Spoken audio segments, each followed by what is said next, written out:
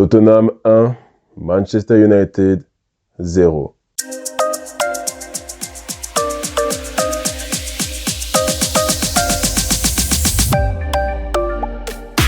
Bonjour à tous et bienvenue sur le café des Red Devils. Alors aujourd'hui, on se retrouve pour une nouvelle défaite, malheureusement. 1-0 pour Tottenham, 12e défaite de la saison, 15e du championnat. Bref, compliqué, ça continue d'être compliqué, ça continue d'être très frustrant à regarder, très frustrant. Je pense que c'est le mot, car on a trop raté, on a trop raté. À un moment donné, vous pouvez mettre le coach que vous voulez, vous pouvez même mettre Ferguson, Guardiola, qui vous voulez. Si les attaquants ne mettent pas la balle dans le goal, on ne gagnera jamais. En fait, c'est simple. Mettez cette balle derrière la ligne, dans le goal. Enfin, je ne comprends pas. Ça a l'air tellement compliqué pour nos joueurs. C'est très frustrant. Parce que les occasions, elles étaient là. On a eu des occasions par Garnacho, pardon, surtout lui d'ailleurs, par Højlund, par Zirkzee, mais pas dans le goal. Voilà. Et Tottenham qui nous punit. Parce que très honnêtement, Tottenham, ils n'ont pas non plus été ils n'ont pas été exceptionnels. C'est pas le grand Tottenham, c'était pas la grande équipe, ils étaient pas effrayants, ils étaient prenables et c'est ça qui est d'autant plus frustrant justement parce que il y a vraiment des périodes, des moments de jeu où on était au-dessus d'eux, au-dessus, on a eu les occasions et voilà, ça ne rentre pas. Et je reste persuadé que si on mettait ces occasions, on n'en serait pas là aujourd'hui, en fait. Peu importe le coach, on n'en serait pas là. Ça changerait tout, surtout pour la confiance des attaquants, la confiance des défenseurs, des milieux de terrain. Tu te bats tout le match, tu essayes de tenir la baraque et tes attaquants ne mettent jamais la balle dedans. À un moment donné, ça doit être tellement frustrant pour tout le monde, vraiment. Mais les attaquants, je suis désolé Garnacho, je t'aime beaucoup. Garnacho, je t'aime beaucoup, mais non. Non, j'avais vu une stat passer, c'est l'un des joueurs qui rate le plus de grosses occasions. Je suis désolé, mais l'occasion qu'il a eue, je pense, c'était vers la 22e minute, où il reçoit la passe, il est seul, quasi seul. Bon, on peut me dire qu'il y avait quelques défenseurs pas très loin, mais à ce niveau-là, même pas cadrer la frappe, je ne comprends pas. Je ne comprends pas. C'est un manque de lucidité criant, un manque de professionnalisme, un manque de concentration. Et c'est pas la première fois, c'est ça qui est encore plus énervant en fait, avec Garnacho et avec d'autres joueurs. Mais Garnacho, je sais qu'il est très aimé et je l'aime beaucoup aussi parce que c'est un joueur qui se bat toujours beaucoup. Il en veut, mais dans le dernier geste, devant le goal, ben, il a toujours pas marqué sous Amorim. Déjà, je pense que ça fait 16 matchs de championnat qu'il n'a pas marqué. Quelque chose comme ça. Enfin, c'est effrayant. On peut faire ce qu'on veut. Il y a eu quelques actions, on peut faire ce qu'on veut, mais si vous mettez pas la balle dedans, ça n'ira jamais, tout simplement. Donc voilà, score final 1-0. On y a cru jusqu'au bout. On a cru même à un petit goal, parce que ce goal aurait tout changé, mais il n'est jamais arrivé. Espérons qu'il arrive au moins au prochain match. Mais bon voilà, donc Tottenham qui passe 12e et nous on tombe à la 15e place. On est plus loin des places européennes que de la relégation. Je pense qu'historiquement c'est une de nos pires saisons, tout simplement. 15e, Manchester United 15e. Je pense que à l'époque où j'ai commencé à suivre Manchester United, je n'aurais jamais cru dire ça une fois dans ma vie. Ou alors, si on me disait ça, j'aurais dit, ouais, c'est ça, tu rêves. Mais non. Nous sommes 15e. Quand on voit les statistiques, c'était assez équilibré au niveau de la possession, du nombre d'occasions créées. Mais la chose est que Manchester United, dans nos derniers matchs, les dernières saisons, dans nos moments forts, nous ne marquons pas. Et c'est dans ces moments forts qu'il faut savoir marquer. Donc, Compliqué parce que Tottenham, ils ont fait quelques occasions, c'est certain. D'ailleurs, félicitations à Tottenham parce que ils sont avec autant de blessés que nous, voire un peu plus. Enfin, ça se joue presque à rien maintenant, hein. Mais ils souffrent tout comme nous cette saison. Mais eux, ils ont été chercher la victoire. Dans leur moment fort, ils ont mis un goal. Voilà. Donc, bravo à Tottenham. Ils passent 12e. C'est toujours trop bas pour un club comme Tottenham, mais c'est toujours mieux que 15e pour Manchester United. Alors, nos joueurs, par qui commencer? Je vais commencer par Onana. Je me demande en fait si c'est pas l'un de nos pires gardiens historiquement. Allez, j'exagère sûrement, en tout cas sur la période où j'ai supporté Manchester United, je me demande si c'est pas notre pire numéro 1. Il n'est pas rassurant. Il ne sort pas. On l'a pris pour son jeu au pied. Il rate la plupart de ses longues balles. Euh, il n'est pas rassurant sur les corners. Même une petite frappe, on a peur. On sait qu'il peut la laisser passer. Enfin, je sais pas, c'est très, très, très frustrant. C'est Il a fait une tellement bonne saison avec l'Inter avant que l'on achète. Et quand on le voit, c'est horrible en fait. Il n'y a rien de bon chez lui, je trouve. Je suis peut-être dur, je suis encore peut-être à chaud malgré qu'on soit le lendemain. Mais Onana, il est vraiment pas rassurant. Pour l'avoir vu au stade là quelques fois, je le trouve, soit il est trop lent dans sa prise de décision, soit son positionnement, il est vraiment, j'ai l'impression qu'il est toujours en décalage, toujours en retard sur ce qu'il fait, ce qu'il choisit de faire. Il est toujours en retard. Il n'a pas l'air concentré, en fait, ce garçon, finalement. Il a l'air toujours ailleurs. Et il boit son eau, voilà, ça c'est son truc. Je fais une erreur, je bois de l'eau. Je fais une erreur, je bois de l'eau. Voilà. Onana, l'homme qui aime l'eau. Mais s'il aimait au moins un peu bien jouer et être un bon gardien, on serait vraiment content. Pour ce qui est des autres joueurs, je vais prendre la défense. Maguire, rien à signaler. Il a fait un match correct. De Ligt aussi. Même s'ils ont toujours l'air un peu perdus de temps en temps sur les reconversions défensives. Je trouve qu'ils ont l'air un peu perdus, mais malgré ça, ils ont fait leurs interventions. De Ligt, il a été quand même pas mal. Moi, ce qui me pose problème, et je l'aime bien ce joueur, c'est Mazraoui. Il n'est pas à son poste. Il n'est pas à son poste, tout simplement. Je sais que c'est un problème justement de blessures. On a trop de blessés, et puis en plus Lenny Yoro était malade, donc il devait jouer à ce poste-là, mais ce n'est pas son poste. Et on le sent perdu dans les duels, dans son positionnement. Il me fait beaucoup de peine à voir parce que sous le petit moment avec Ten Hag, au début de saison, où il était latéral, donc dans une défense à 4, il était exceptionnel. C'était même presque notre meilleur joueur. On chantait Mazraoui. Et là, dans la défense à 3, méconnaissable, le gars. Méconnaissable. Donc voilà, Mazraoui me fait beaucoup de peine. Parce que, bon, on sent qu'il veut bien faire, comme beaucoup de joueurs, certainement, mais on sent qu'il veut bien faire, mais il n'est pas à son poste. Donc, compliqué, compliqué.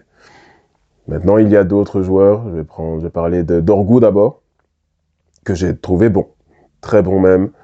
Euh, je trouve qu'il rentre, lui, en fait, dans ce système. Dans le système qu'Amorim veut impliquer à nos joueurs. Je trouve que Dorgu, justement, il a cet impact physique. Il est rapide, il est athlétique.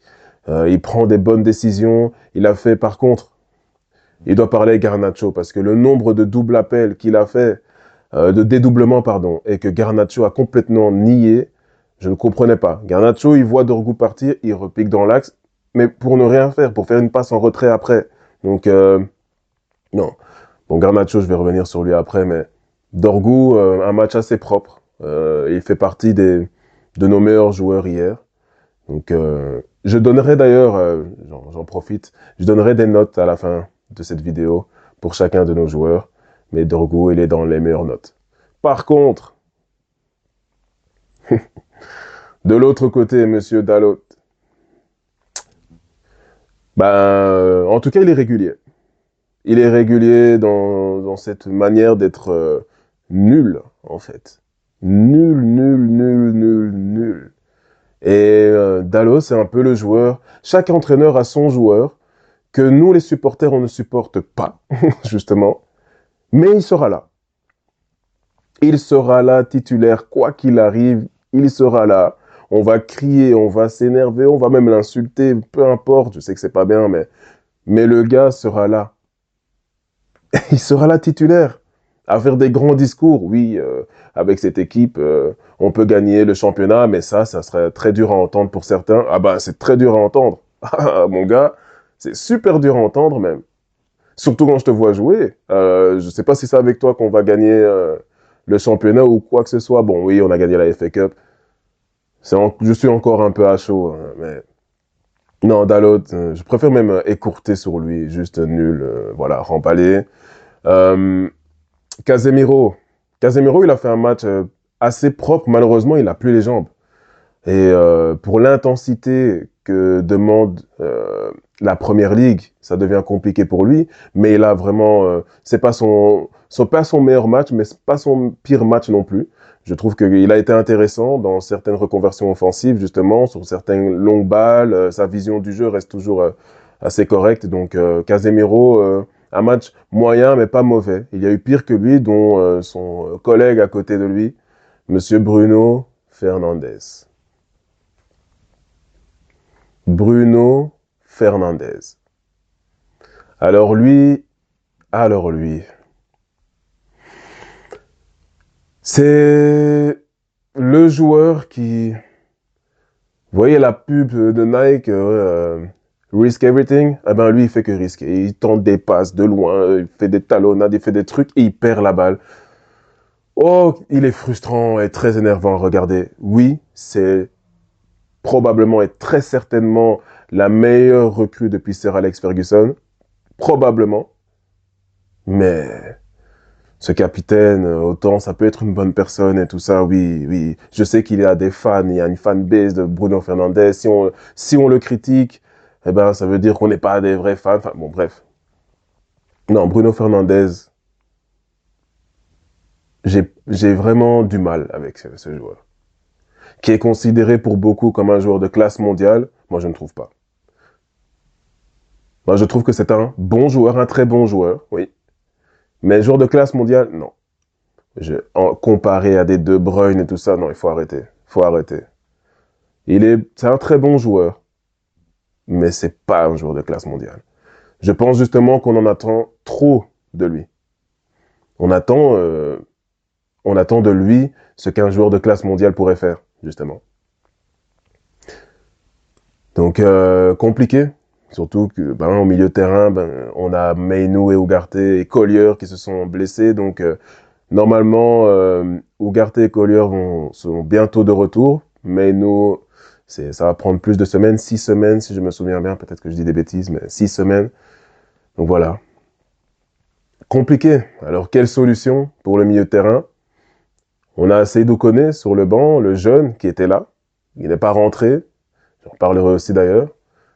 Il était là, c'est un jeune, il serait temps. Il serait temps de le faire monter, on n'a plus rien à gagner à jouer en championnat et si ça continue comme ça avec les blessures, on n'aura plus rien à jouer nulle part. Donc autant faire confiance aux jeunes. Donc c'est Seydou Koné. Et aussi, finalement, j'étais contre à 100%, mais pourquoi pas faire venir un Pogba? Il est là, il n'a pas de contrat, on n'a plus de joueurs au milieu de terrain. Autant au moins voir ce qu'il peut donner. Je sais que moi, je ne suis pas un fan du personnage. J'aime beaucoup le joueur, mais pas le personnage. Je me dis après ce qu'il a vécu, peut-être qu'il a changé. Tout le monde peut changer et on mérite à chaque fois, on mérite une seconde chance, même si ce sera sa troisième. Mais voilà, pourquoi pas. Solution Pogba, je ne sais pas. Mais Fernandez au milieu, c'est non. En attaque. Alors, Højlund, Højlund, non. Non, c'est non. Voilà. Je vais pas trop traîner sur lui. Et c'est pas son plus mauvais match. Mais pas assez bon pour Manchester United. Il est jeune, c'est vrai. Il ne reçoit pas énormément de ballons, c'est vrai aussi. Mais est-ce que ça excuse le fait que... Est-ce que ça explique, pardon, qu'il ne sache pas réussir un contrôle ou une passe? Non, ça n'explique pas ça. Et Højlund,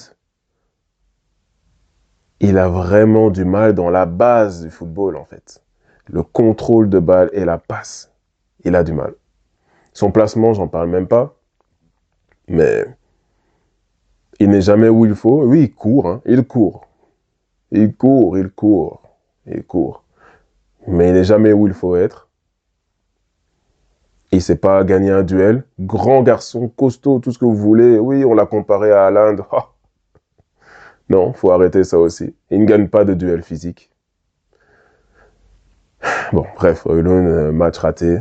Garnacho, très frustrant. Des mauvais choix. Et mon Dieu, cette occasion.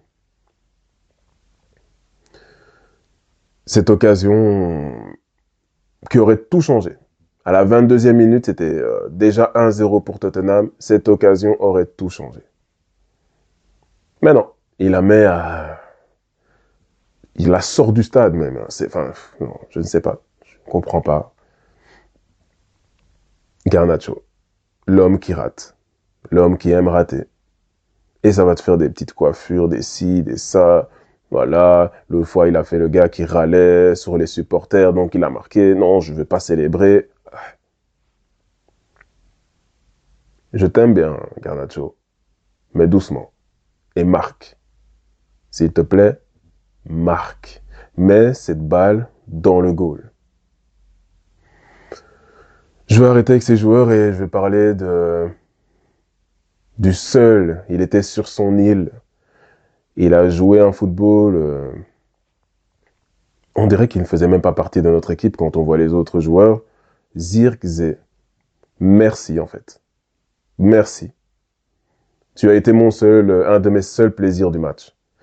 Un petit pont, contrôle de balle, technique, on protège. Højlund, regarde un peu. Hein. Protection de balle, il gagne ses duels. Non, Zirkzee, très gros match. Hein. Très gros match, vraiment. Rien à voir avec le reste de l'équipe, rien à voir avec ce résultat. Enfin, vraiment, Zirkzee, très gros match. Et finalement, comme j'ai vu Amorim en conférence, a dit Zirkzee serait plutôt un numéro 10 qu'un numéro 9, mais si c'est pour qu'il joue comme ça, mets-le en 10. Hein. Et en pointe, tu nous mets Shido qui est rentré pour 1 minute 30. Je sais pas ce que tu attendais qu'il fasse en 1 minute 30. Hein, Amorim. On te soutient, mais attention quand même. Je veux bien, il y a du... C'est pas tes joueurs, c'est pas tous les joueurs que tu as choisis. Tu es arrivé dans un... C'était déjà très compliqué. Ouais, je veux bien. Mais il faut gagner. Je suis désolé, à un moment donné, il y a des matchs, il faut gagner. On ne peut pas continuer de descendre. 15e. 15e. Manchester United, 15e. Alors les notes, ça va pas voler très haut, vous vous imaginez bien. Onana, j'ai mis à 3. Voilà, j'ai déjà tout dit. Mazraoui, 4. Maguire, 6. De Ligt, 6. Dorgu, 6. Dalot, 4. Fernandez, 4. Casemiro, 5. Garnacho, 3. Højlund, 4. Zirkzee, 7. Donc voilà, débrief terminé sur cette défaite 1-0. Prochain match samedi, à 13h30, quelque chose comme ça, contre Everton, à Everton. Donc, on va voir. On va voir. Je reste optimiste. Hein. J'espère une victoire. Et comme je dis, toujours, malgré tout, victoire, défaite, on est toujours derrière notre club. Come on United!